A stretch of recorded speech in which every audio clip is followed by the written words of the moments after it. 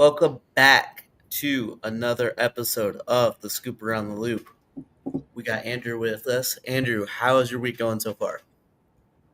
Very good. Let me ask you a question. This light good? That light good? This light good?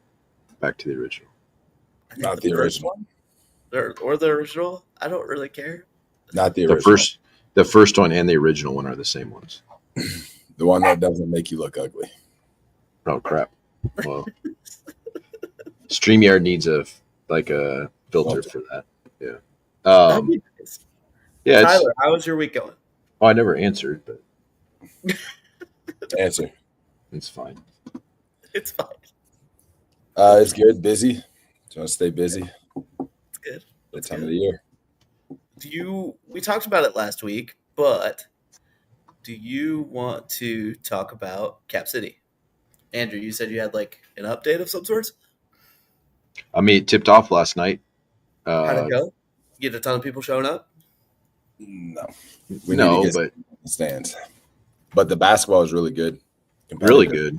Yeah. A lot of energy. Shot makers out there. Mhm. Did your Springer team play last night though? Yeah, we lost. We were up 16 or 17 or something like that, and the other team came back, and the fellas kind of started acting a little bit too cool with the ball. My experience is a lot of times that comes down to coaching. Who's the coach of that team? Me. Oh. It probably did have to do with coaching. I never claimed to be that good of a coach, Hey, but I'm pretty supportive of my guys. I mean, the other team was gassed, just like our guys were. It was hotter than heck in that gym because their AC wasn't on or something, and they had a guy show up about halfway through second half that was late, who is former pro. I mean, he played professionally different places, and that's when the game kind of turned. It's like they had a good, not to make excuses, but they had a good little boost in that. So, but it was fun, a lot of energy. I mean, the guys were excited. I think. Yeah, Thomas, are you going to show up to watch someday? I should go. I Yeah. should definitely go. You should definitely go, because once we get this thing really back booming, I don't want to hear you acting like this fan and you didn't show up when we were trying to get things back right with it. Shout out to the sponsors of this thing. How much does it cost to go? Is it free to go watch?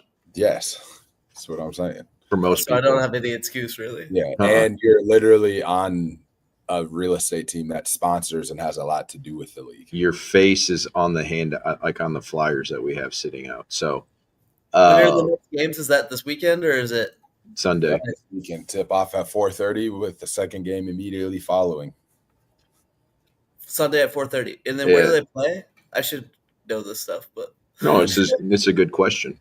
Next Level Performance Academy on Hubble Avenue, right by Anderson Erickson. More specifically, right next to Thelma's ice cream sandwiches, where all those get made. Okay. But it is, it's high energy. But I do want to give a shout out to the sponsors. With the little, this league exists right now because of our partners, Springer Brothers, obviously, Key Mortgage with Jared Nicolaisen, Marquis Thompson, and Doxa Media Group. He does all of our real estate, photography, and videos, and Optimum Chiropractic, my good friend Brett Vowles, the best in town, along with America's Best, who makes all of our apparel. They're presenting sponsors. I think you call them that. Altoona Smiles, and then Next Level is the league sponsor. They gave us the gym, and so but make sure you use those guys. This isn't about anything other than wanting to promote basketball in Des Moines, to be that league, and to help elevate and showcase the amazing talent we have. People have gotten scholarships as a result of what they did in this league, and so it's about giving people opportunities. An almost NBA champion, Tyrese Halliburton, played in this league, so you never know where you can go. Just saying. You could be enjoying Cap City, but then also seeing someone that almost won an NBA Finals. Yeah, so another thing I want to point out, like the when Capital City League was really booming was when Iowa State players were in it and some Drake players are in it. And now that Iowa State players are making like $2 million a year, they don't feel the need to compete in this, which I partially get. However, if we want to grow this and get it back to a position where the ultra talented dudes from the state of Iowa that everyone knows, or that play in the state of Iowa that everybody knows, we've got to get people to the games and in the seats. So then we can ask for more money from the sponsors, because it actually makes sense for them to sponsor the more people are actually watching and attending and paying attention to the league. So if you can't make it, interact with the stuff on social media, follow the Cap City accounts, all that type of stuff, like the post when we post stuff, share it, tell people about it. But if at all possible, make it to the game, post it on your story that you're there. That type of stuff goes a long way. Obviously, if you hate basketball and have no desire to watch basketball, I'm not talking to you. But if you are from the area and you love basketball like I do, and again, Wednesday evenings and Sunday evenings, especially Sunday evenings, people don't usually have a ton of stuff going on. Stop on out, and I think you'll be surprised by the ability of these dudes from smaller schools that don't get any attention whatsoever, except for in leagues like this, their ability to make shots and like make tough shots, off the dribble, step backs, and their ability to put moves on dudes.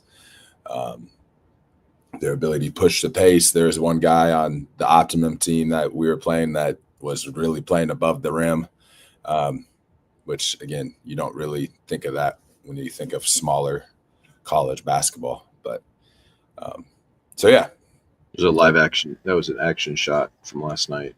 And I will say, too, I mean, with the NBA Finals being done, unless you are into baseball or golf, there really isn't much sports to watch. So Cap City League could be more entertaining. There's a couple guys in this league that are D2, that are young D2 players, that I wouldn't be at all surprised if they ended up D1 too. So truly, I'm not just saying that because we're a part of the league. I think there's some real talent here. And like if you're a parent with a young kid that you're just trying to get them into basketball and get them to learn more about basketball and things like that, bring him by. That's Luke Winkle. He's a stud. He plays at St. Cloud State. He's from Ankeny. Who made their jerseys? Their jerseys look sick. Yeah, they're cool, huh? Great. Same guy. Yeah, this dude's a stud. I could see him making the jump eventually to the D1 level. He's at the D2 level right now, but he's a stud. Okay. All right. Let's pop into, well, first off, are you guys more fireworks or more parade people? I'm more drinking beer outside with my friends person. I'm a parade guy. We got to answer that way, I think. Okay. Andrew? Given our activities on the 3rd. We can talk about that right now. Yeah, I would say parade's fun. Fireworks are kind of meh to me. It doesn't. Yeah, I'm kind of over fireworks, to be honest. Doesn't really impress me. My family loves fireworks. I do feel like once you go see like 5 or 6 fireworks shows, you've kind of seen them all. Yeah, well, like in fireworks, you can see fireworks outside of the 4th of July too, every once in a while. You know what I mean? Like, I feel like literally the only time growing up I would see a firework ever was on the 4th of July. But now, like, I've been hearing them go off in our neighborhood for the past week. When America bombed Iran's nuclear sites, literally 30 minutes later, a bunch of people started setting out fireworks, and I'm up here by Camp Dodge, and I'm like, oh, gosh. They're retaliating. They're hitting Johnston. I would say to that point, I think fireworks season's kind of annoying, especially when you have a dog and little ones. I mean, my kids are kind of over that. I mean, but when Maisie's trying to go to sleep, and you hear boom, just randomly, like can be unsettling. It's just annoying. Like it does. Like you really just late into the night too. Yeah. Like I go to bed really, really early, but I mean, last season, till 1 a.m. I heard fireworks. Like last season. Yeah, I don't mean Last to Fourth of sound July like last Yeah, season. just I funny. don't mean to sound like crotchety, but yeah, I don't enjoy it. Especially when we watch them. Like too, I'm not a guy that likes to be all sticky and stuff. So, I mean, last year I think we sat in the Valley West parking lot in the bed of my truck and watched. We could see like 3 different firework shows going off, so that was kind of fun. Parades are fun though, and I think it's more fun to be in a parade. It is And a lot of fun to be in a parade. I cannot lie.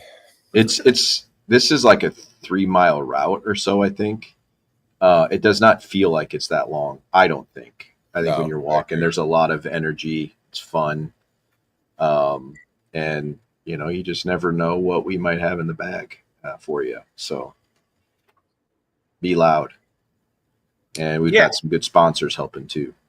yep. So we're gonna be in the parade Thursday, July 3rd. My dog is gonna freak out right now. So one sec, Andrew, you want to talk about when the parade is? Starts at shoot, I think it starts at 6:30. And we'll be in line. That's kind of the boring part for us is you got to sit in line for a while and wait for all the floats to start going. But yeah, once they start, we had last year was our first year doing it as one team. We've done it before, all of us, I think, when we were at Ira Realty, um, and so it's last year was our first year as a team, and I think we had like 80 people, 70, 80 people. I got a lot of texts from people that said we were the by far the most impressive float. We rolled deep. We got a lot of people that support us and encourage us and that wanted to be a part of that. We thought we had a good strategy last year and how we were going to throw the candy. We went through candy kind of quick because you had everyone all from front to back throwing candy. So some Yeah, people are getting hit well, three or I was four gonna say times. our strategy was buy a ton of candy and then have no strategy with throwing out said candy. That was the It was strategy. fun the first half of it though, until we started realizing, hey, we're gonna run out of candy. Yeah, we got a ration. So I think the strategy this year, the people in the front are throwing candy. People in the middle are going to hand out stuff, kind of like the flyers and different things we have. We have some koozies, and then the people in the back. I think we're doing water again. It's a cheap thing to buy, but it's a heavy thing to transport, and so it just kind of depends. I think, um, but yeah, so that's what we'll be doing. The last year, I don't even know who the kid was. He was with a different partner around the first turn reached into the box of stress balls and chucked them all out. We're like, no. And so it should be fun. It's supposed to rain too, so we'll see how it all plays Make out. it more fun. That won't happen. It won't rain. I don't know if it'll be more fun. More people won't be out. So It's not gonna rain. I doubt it.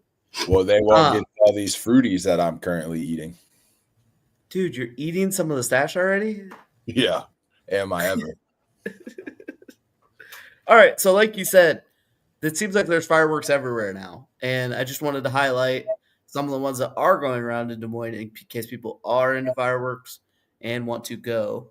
Altoona has 2 different times of doing fireworks. Prairie Meadows is doing fireworks July 3rd at dusk.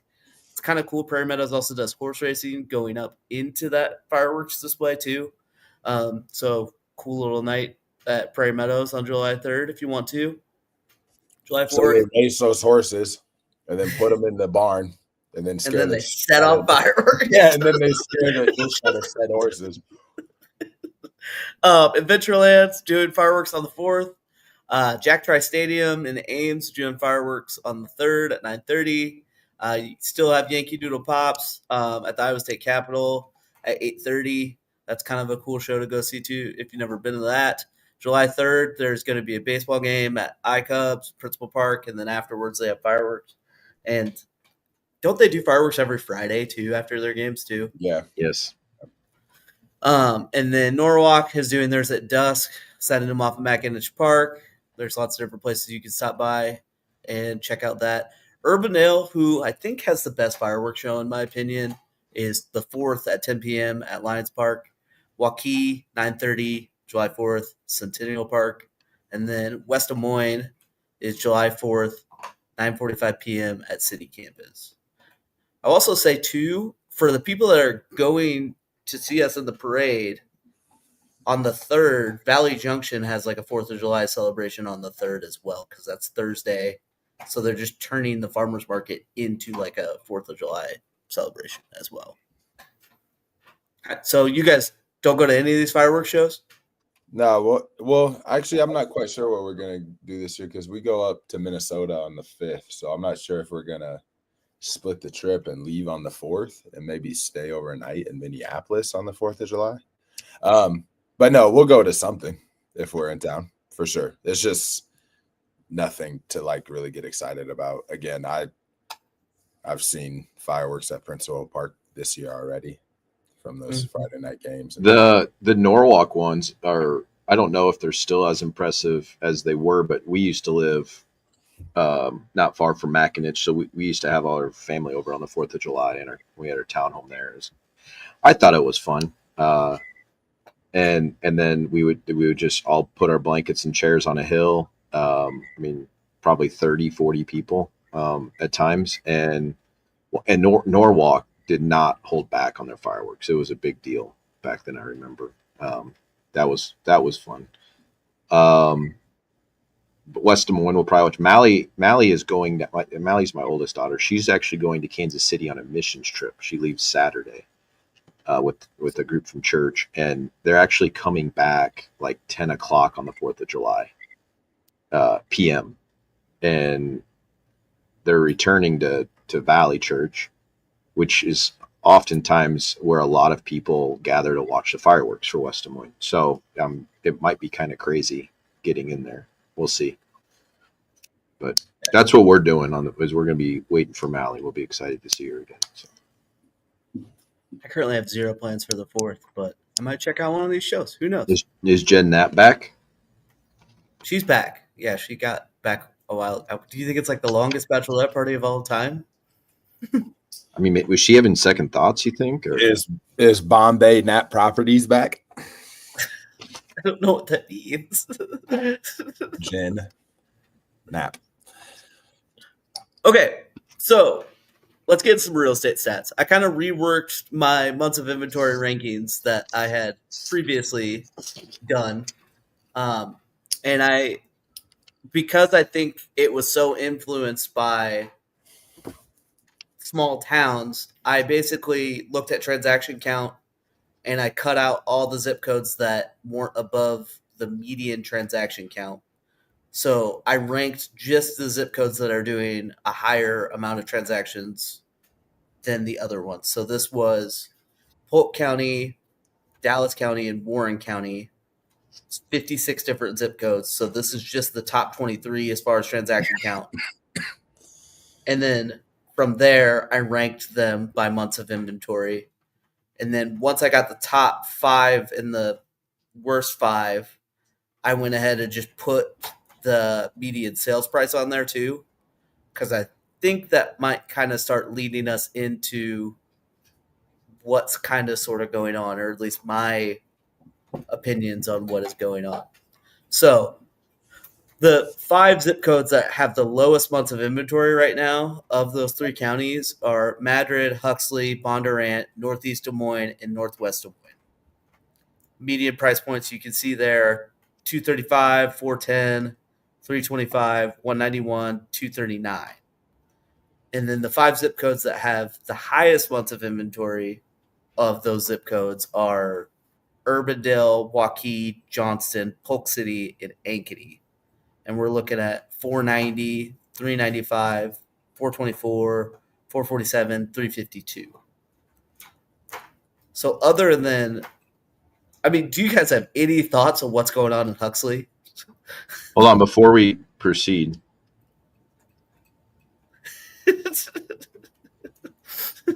Nick has a question. It's a great question. Favorite everyday casual seeker, and how do you have a hoodie on right now? Yeah, I realize it's casual every day for you, but it is also 90 degrees out, so that is a good question. It is 67 degrees in my house, so if I'm in my house, I wear the hoodie, and it's like a comfort thing too. Just stay comfy. Uh, everyday Thanks for casual watching. sneaker. Tyler, I bet you can answer. I bet you know what my favorite everyday casual sneaker is. Yours? Yeah, Hey, dude. no, I I'll was give gonna you. say it too. It's made in the USA. It's the New Balance. Oh, New Balance 990. I Yeah, got a poster of that bad boy right there. You see it? no, No, I do not see it. No. Well, that right where my finger's at, that's a poster of some 990s. I like that. I've been rocking just dunks. I've got all my dunks laced up a couple eyelets down. I just slip them right on. They're leather, so they clean up nice. Andrew's favorite everyday casual sneaker is the Air Max One. Is that what it's called? I have them on right now, but I also like the Jordan ones, which are just like dunks, but I think are a little more comfortable. Yeah, a little more cushion in them. Yes, it's a better. Thomas's favorite everyday sneaker is actually the Vibram 5-toe shoes. Well, They just if flap if we're those on being the door and if we're stuff. being totally honest, it doesn't count as a sneaker, but the majority of the times I'm Show us wearing this these bad boys. Oh my gosh! lavender colored Crocs. That's like the most Thomas thing I've Nick ever seen. Nick Minor, what's your favorite shoe? Yeah, Nick, comment back with your Yeah. favorite. He probably already logged off this dang live. Let's be. Nick, what is Nick rocking these days? I could. Nick has a few Air Max 90s. He wears those a lot. Trying to think of the other Nikes he has. It's more probably a Nike. Probably an Under Armour assert. So, do you guys have Real quick before we get back to this months of inventory, you're now Tim Miner. He is the definition of some grass stained Nike Pegasus or Nike Monarchs. The definition of. Oh no, my dad's wearing Keens or Merrills most of the time. Really? That's Yeah. I could see that too. I could see him lacing those bad boy Monarchs all the way up. My dad went to my bachelor party in his work Keens. So Nick's listening.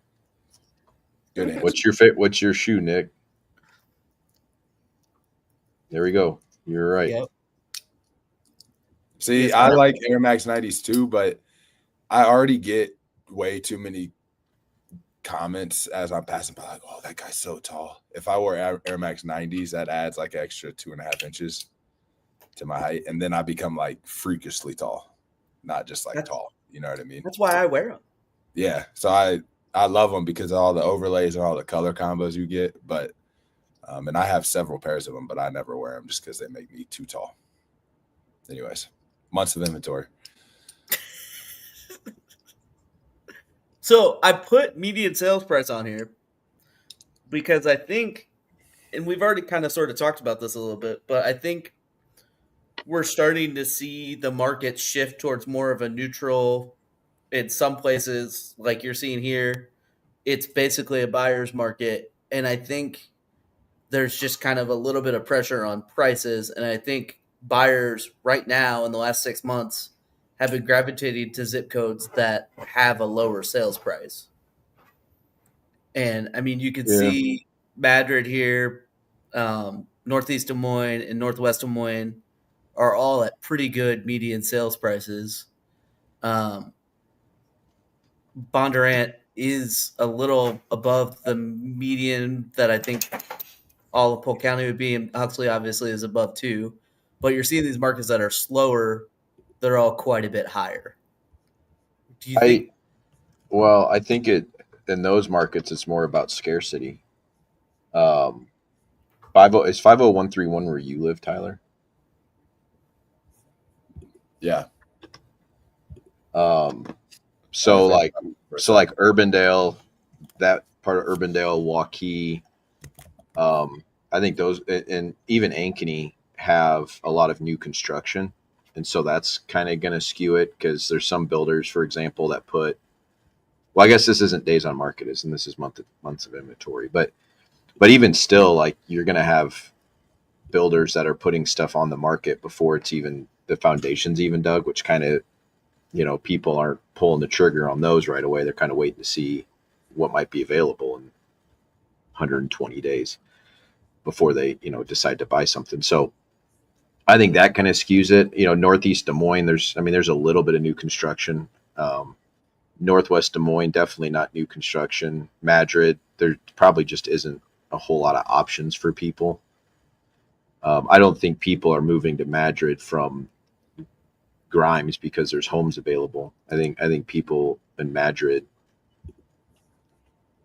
who live in Madrid, the Bo Cousins of the world, that they'll just always be there. Bo's one of our friends, by the way. He's a realtor. Owns Yeah, if you're ever looking for Bo, just like drive around town, you'll find him just sitting on a street corner somewhere, just occupying space in Madrid. Occupying space. I don't know. That's my thoughts. I mean, I do think that there is something to just like these zip codes that are the lowest months of inventory also are the ones that are staying low inventory wise, just because there's not as much to sell. There's not a lot of new construction in those markets. So I do think that helped your months of inventory number. And I think that there are attractive prices for buyers right now. I'd be curious what it is for resale. I don't know if you can do that. Well, this actually is all resale. This is months of inventory for resale and median sales price for resale. Oh, okay.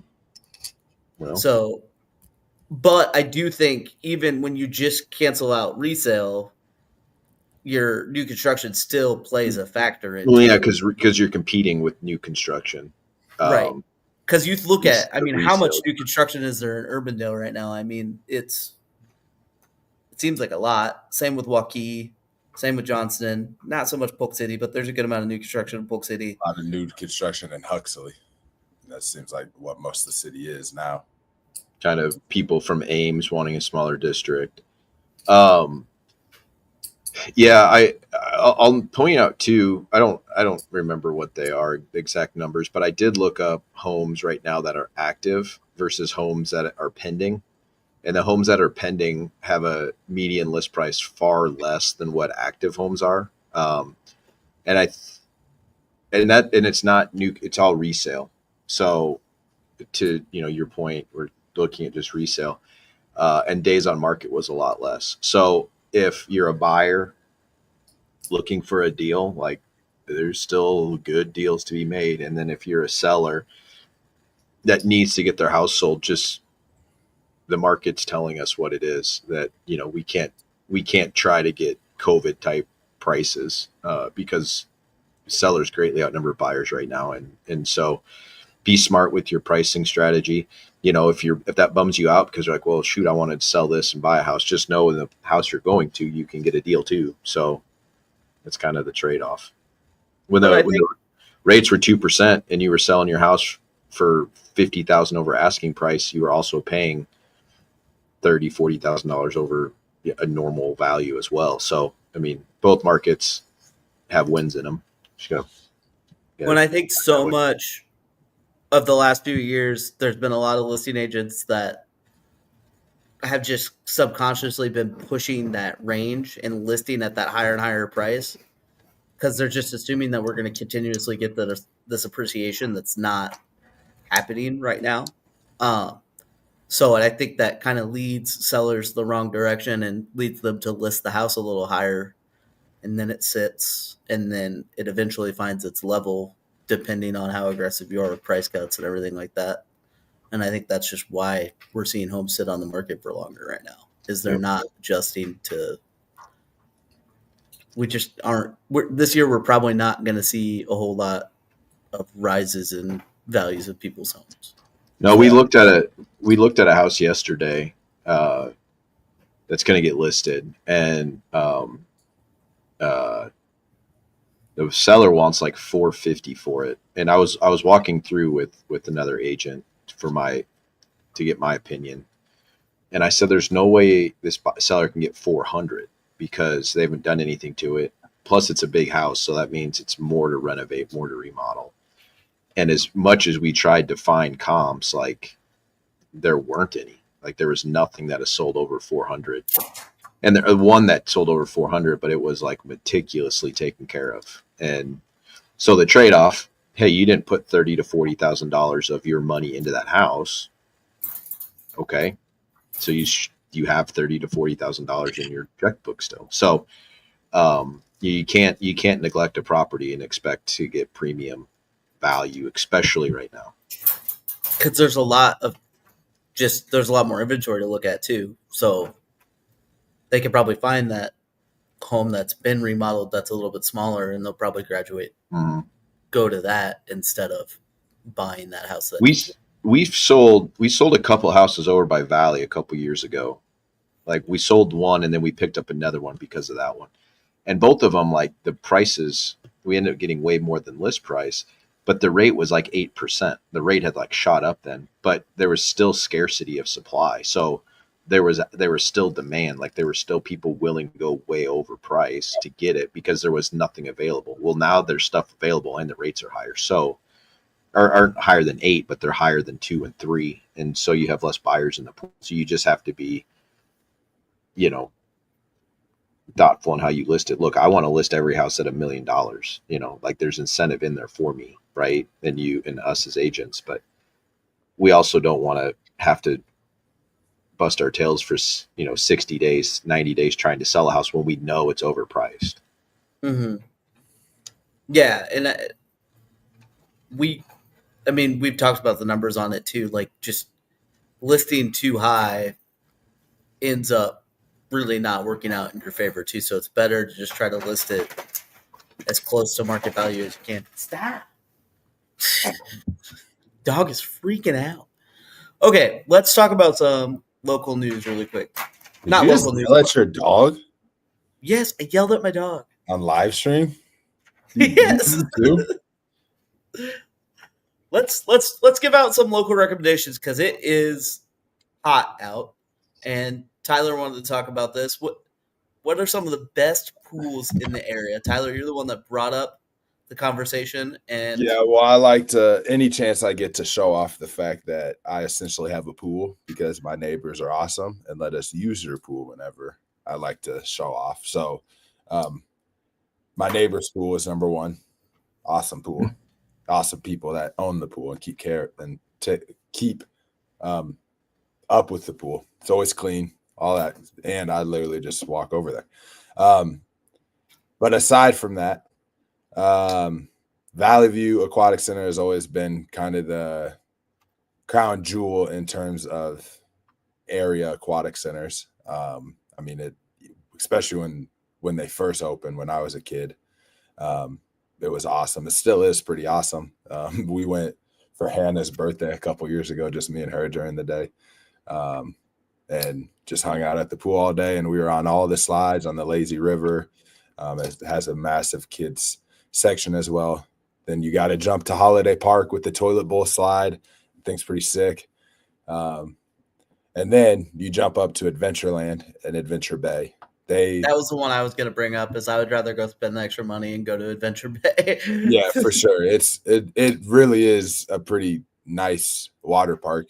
I'd be lying if I said like I was a water park expert would say, but I can't imagine that Central Iowa can do much better than Adventure Bay. There's a massive wave pool, plenty of kids areas, some swim up bars, some pretty big slides, and it's right there within Adventureland Park, so you can kind of do a double whammy if you wanted to, or if there's specific rides that you wanted to ride.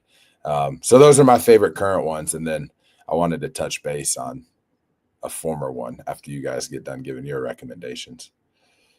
Andrew, you got one that Tyler didn't mention?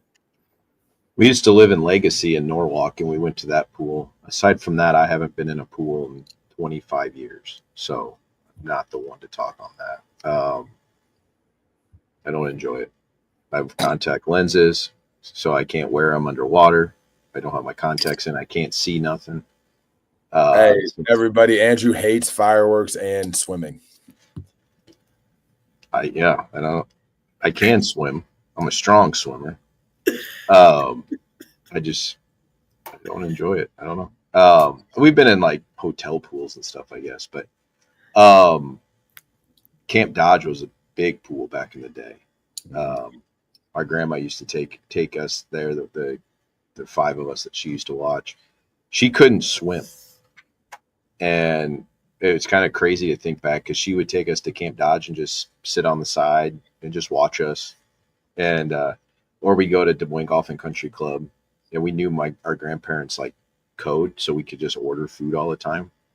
But Grandma would sit with Kim in the wait kiddie pool, and then Steph, John, and Austin and I would go into the diving board, all that stuff, and um, just run around like. And so it's kind of funny to look back, like it's kind of crazy. You just let us do whatever we wanted. But Camp Dodge was so big that if you wanted to go into the deep end, you had to show a lifeguard that you could swim across the pool because it was the size of a football field, like the pool was, and it was like the second largest pool in the country behind some like pool in LA. And so it's not there anymore; it's just grass. But that was fun. Well, I think it's grass plus like a little concert pavilion. Could be. Fun fact.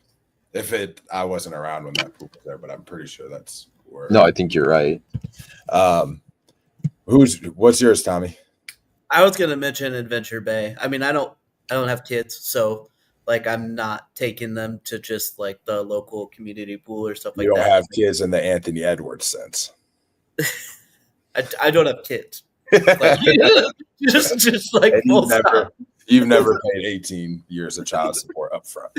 Yeah, no.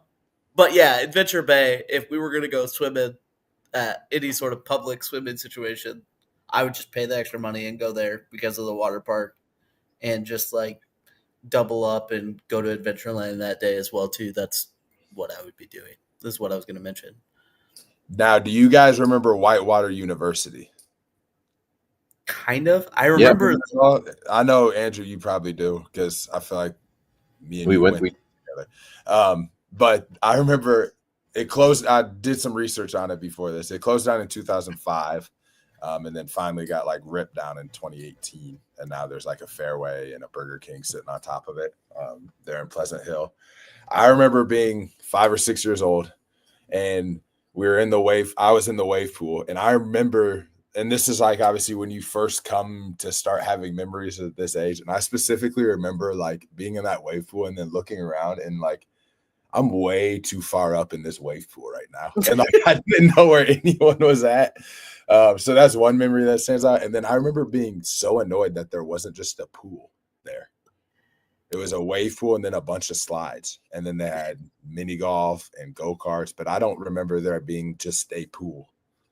I don't know if you guys remember there being just a pool. I think it was literally just slides and wave pool. So like, I'm trying to remember if I ever relaxing. There's no relaxing in the water at Whitewater University. You are getting moved around constantly.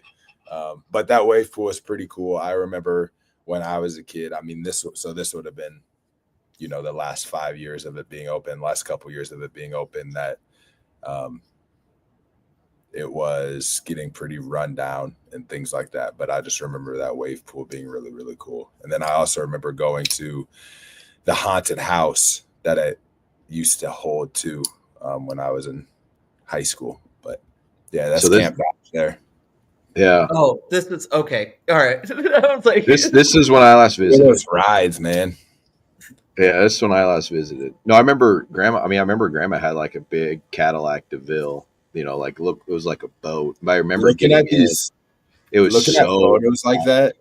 Like, do you think 40 years from now we'll look at photos of today and see parking lots full of 2016 Nissan Altimas and stuff and be like, those are some sick rides? You know what I mean? No, like that's just what everyone drove. But like looking back at it, if you saw one of those driving down the street now, you're gonna snap your neck and look at it. It'll be interesting to see if people thought the same thing that you just said about the 2018 Nissan Altimas. This is like I just Googled Camp Dodge quick, but like you can see how many people are in that pool. So where you see the most people is like the shallow end. It's like 3 feet deep all the way across that island. And then it started going down to like 10 feet where that island is. And so was that island like a fixed structure or was that like a floating thing? I think it was like a floating thing, but you could climb up on there and jump off of it. It was kind of like the diving board. But awesome. Like the bathrooms were like old, like kind of military barracks. Like it was just all concrete. Like there was nothing, and it was all kind of open air. But yeah, it was that was fun. Oceans of Fun in Kansas City is was fun too. We've been there a couple of times. Mom and Dad took me and Steph. I think Kim was a baby when we were little. And what I actually remember most about that trip was crayons from like Kim. I think Stephanie had like crayons from. Uh, oh, you're right. There was a lazy river. Nick Rivas just chimed in there. There was a lazy river at Whitewater At University. Whitewater. Yeah. Yeah. But I remember I crayons. guess you could relax a little bit. We went to Denny's in Kansas City, and Steph had left the crayons in the back seat of our Mazda Protege, and all the crayons had melted into the seat. So that's what I remember about that trip. And funny how I never got to go to Ocean or Worlds of Fun or whatever, probably because Steph left those crayons in the back seat, and that ruined it for everybody. Yep. Never again. Never again. How about the Norwalk Aquatic Center, though? That I shit went to is- that. I guess I've been to that one. I went to that one more recently. It's not big enough. Clive No, has it's not at all. Clive Clive Aquatic Center is really nice. like if you consider the fact that West Des Moines and Clive are basically the same thing, they essentially have 3 aquatic centers, and Yeah, because all are I think they share. I think you can get in at all of them. yeah, and all are like legit aquatic centers. So that's pretty cool. I mean, both the West Des Moines and the Clive ones, they have lazy rivers. Holiday Park does not, but Holiday Park has the toilet bowl slide. So That used to be where we went all the time when we were little. Was that one? They had a little wading pool for little kids, and then big giant pool just got deeper and deeper, and then the water slide was like a big deal when they installed that. and then, But again, the bathrooms were just like big concrete shelters, that this is kind of real estate related. We also really the number one pool I've been to probably the most in my life is the Napa Valley pool at the Napa Valley community out on Ute Avenue in Waukee, Van Meter area. We have an aunt and uncle that live out there, and we used to go there almost every day when my mom had an in-home daycare. Some days we'd be the only ones there, and some days there'd be 30 people there. And I always used to kind of like people. I remember I'd be swimming in a resident of Napa Valley, this gated community. If you don't know what it is, it's kind of like Glen Oaks. It is like Glen Oaks, except it doesn't have a golf course. People that lived in Napa Valley would bring guests, and I remember thinking to myself, like, what are you doing here? Like as if I wasn't a guest. Like I remember specifically, this is a terrible thing to remember as a kid, like looking down at people that were visiting Napa Valley, looking down at people who are also not residents of Napa Valley, but were using the pool. Because we went there so much. Yeah, I remember when Uncle Jay and Aunt Barb had just the land, and we would before they built the house, they'd always go out and water the trees and stuff. And I remember doing that one day with John. But I remember Jay picked me up from our house.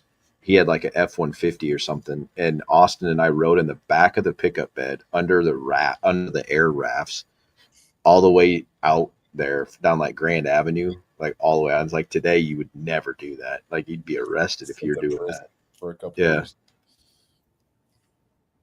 So yeah, we had a lot of fun there. All right, so next I came up with a few real estate related would you rather questions for you guys. And I wanted to throw these out there and get your opinions on what would you rather do. So the first one I had is would you rather as an agent take all listings or just take all buyers? It's easy for me. All right, you said Listings. You would take all listings? Yeah. I think you have a lot more things to advertise and market, and um, more possibilities to get more listings off of your one listing. I think Yep. it takes up less of your time too. It can take up a lot more of your money, but Yeah, definitely yeah. time. I Money's think. not real. Mhm. I think I think in like Tyler said in listings, if you do it right, you can parlay it into other listings. The one we have coming up in Norwalk, it came from a listing behind it. Um, Buying, once you have stuff under contract, you really don't have to do a whole lot to closing. Whereas if when you have a listing, you got to make sure you get doc signed, that you have all the inspection items buttoned up. Make sure the sellers are moving along. So there's kind of a little bit of management on the back end with listings. But to that point, you're not the one showing the house. Other agents are showing it when it's your listing, and so it comes with stress. Like you obviously want to sell it so you can move on to the next thing, but also so your sellers are happy and can move on to what they're doing too. But I think listings, like Tyler said, you can advertise those, and you know you can do it with buying too. You can say, "Oh, I showed these houses to these people" or whatever. But I think listings is where you really kind of grow your brand. Okay. This Now, is with that pretty. said, if you want to buy a house, this a would you rather game. I would We love do it Yeah, all. houses. Yes. We do it we all. want to do both. I actually like if you were to ask me like just which one do you enjoy personally more, I think I actually enjoy helping people buy more than I do helping them list their house. But Yeah, I would say like personal friends yeah, or like close friends. It's a lot of fun, yeah, or it has been a lot of fun showing them houses and that type of thing. It's just like with buyers, buyers are much more up in the air in terms of if they're actually ready to buy, or figuring out what they want and stuff like that. Whereas if you get a listing, like it's quite obvious that yeah, that's Usually, too, a listing is also a purchase because you have people moving and they're buying something. Uh, it's been kind of weird for us the last couple of years because we've had a lot of people just sell. Like we close on one next week where the seller doesn't even live here anymore. yeah. We've had one earlier this year like that, and there was one year I think where we, like 60% of our listings didn't have purchases tied to them because the people either selling rentals, moving out of state, just moving into a rental for various reasons, a lot of things. And so, yeah, we have one coming up too where we're just listing it, but an agent's um, helping the people buy, someone that's helped them for a long time. So, Cool. All right, next one. This would be for you guys purchasing it yourselves. Would you rather buy a home that's a new build with no to little landscaping or an old house with absolutely great landscaping? I'd say great landscaping. It's hard. It's hard to. There's some people who don't care about landscaping, but I think it makes a difference, and it's hard. It's hard to landscape. It's just time intensive. I don't love trees a lot. I think it makes the house like yards feel damp and stuff. But I also appreciate shade, so it's catch 22. But I would say landscape. Tyler, what do you think?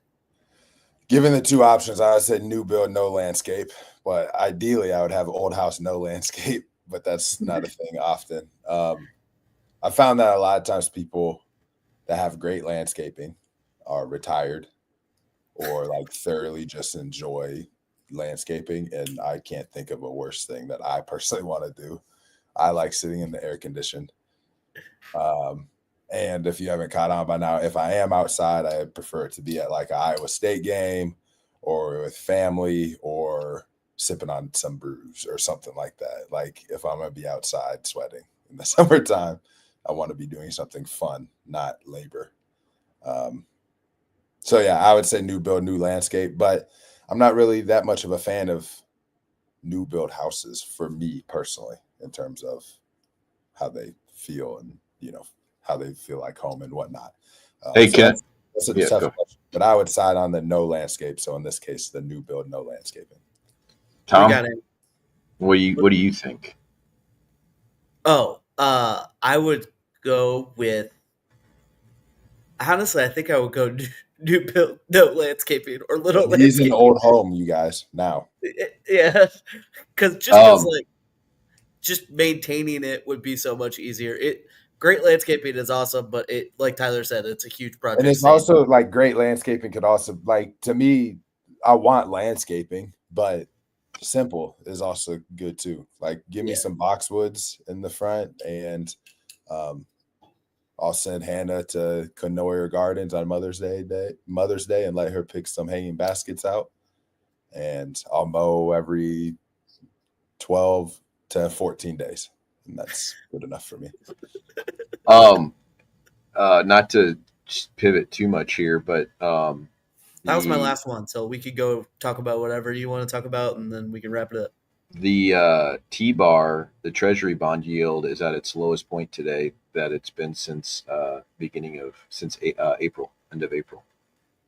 So that means rates are coming down. You know Green what And that they State have been coming down the last week or so. So Green State's at 6.25 right now on a 30.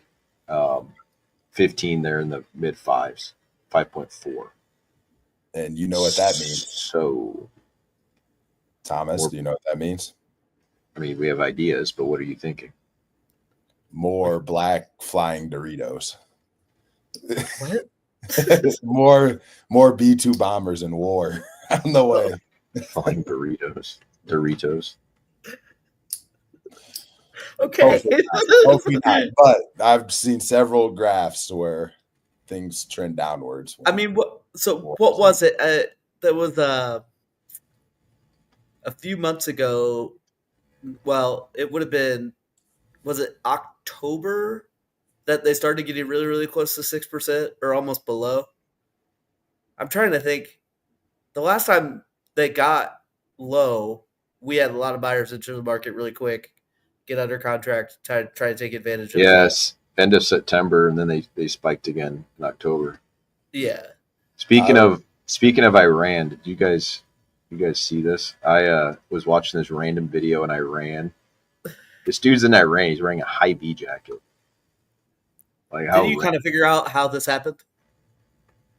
No, I mean Did you Tyler. say they have like an office? Yeah, Like, well, I sent it to all of our mutual buddy Garrett Crawl, who works in the accounting department at Hy-Vee, and they have an IT office in India. But then I joked back at him and said that Hy-Vee oh, that's not even close to Iran. Well, it's yeah, close. It's it's closer than closer the than America. U.S. I'm sure Yeah. there's more by travel like between 6,000 India. miles. Yeah, I'm sure there's more travel between India and Iran than there is Iran and the central United States. But then I joked and said that Hy-Vee is cutting checks to the proxies that Iran puts on, which isn't true at all. It's not true. Yeah. It's not. Not true. Could've Okay. just- Well, that's all I got, guys. Thank you to everyone that watched. Tyler, you Another got- thing, though, real quick before we go, speaking of the low interest rates, and this just goes to tell you that like there's no timing of it, and when you're ready to buy, you're ready to buy. So stop trying to time it. I was going through. I've been making some changes to the cover photos on my Instagram page that you guys know about, but I've been combing through, and I found a picture from September talking about rates are dropping. This might be what everyone's been waiting for. They might finally get below 6% again, and that wasn't the case. They shot up immediately, so I deleted that video. But anyways, I think it's interesting how volatile they are. Like, just that's why I just kind of laugh at people that try to, time stuff up, and right. Because Andrew, I mean, you especially just like said the people. what's grid saying out right now? 6.25. Is that what you said? Yep. So, I mean, it wasn't even like it was just over a month ago now that they were at like above 7, right? 6.6 or something. I mean, Yeah. Green State's always lower than everybody else. Yeah. Green State Community Choice, Viridian, all kind of right there. But yeah, that's kind of a good gauge. Like I said, the 10-year Treasury bonds, what you want to watch, because or Treasury yield, because that's what's going to kind of get the lenders to reprice stuff. And like I said, it's 4.253% today. It's usually about 2%. The rate's usually about 2 points over that, 2 to 2.5. So 6.25 is right on the nose. So the more that goes down, the better. Beginning of April, it was 3.9. So we're not that far off to being under 6. I got a couple of things real quick before we go. Number one, if you are someone that's insistent on trying to time up the rate, my suggestion to you is you have to be pre-approved right now. So I find a lot of people are, I'm waiting for rates to drop, or I'm trying to time it up, and they've never even talked to a lender. So by the time rates do drop and then you go and submit the application, rates are probably going to move again.